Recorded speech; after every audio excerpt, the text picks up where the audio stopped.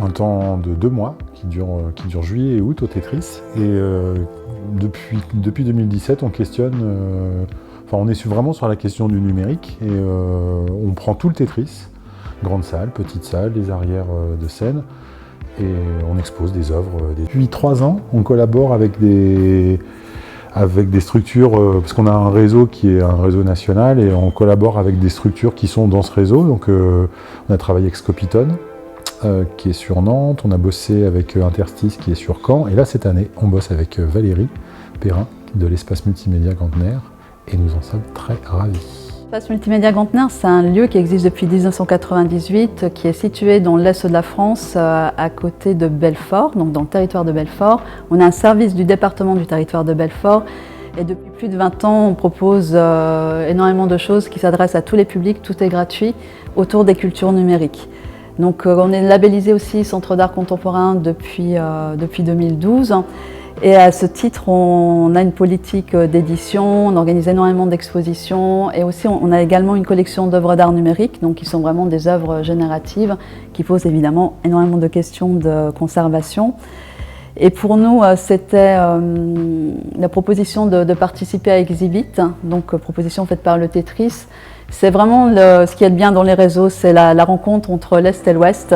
Et quand Franck nous a proposé de participer cette année à Exhibit, c'était vraiment, moi j'étais ultra ravie parce que j'avais pu voir une des expositions de Charles Carcopino que j'ai trouvé très impressionnante. Et c'est rare aussi quand les lieux dédiés aux musiques actuelles s'emparent aussi bien de ces questions-là.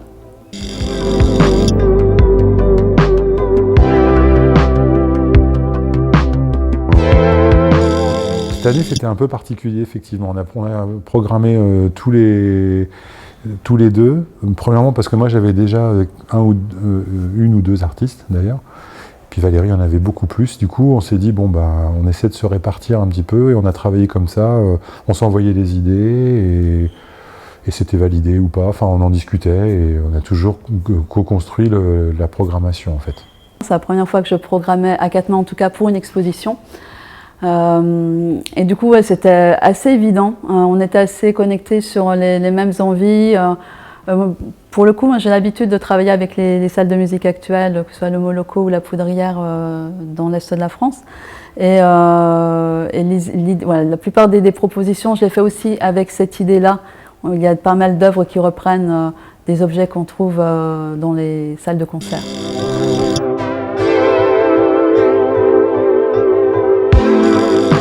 Alors, quitter la gravité, c'est un thème qui s'est imposé un peu pour plein de raisons, puisqu'on est dans une période qui est assez contrainte, où les expositions ont été fermées pendant très longtemps, où il y a plus cette relation au collectif, on a été un peu privé d'art pendant tous ces derniers mois.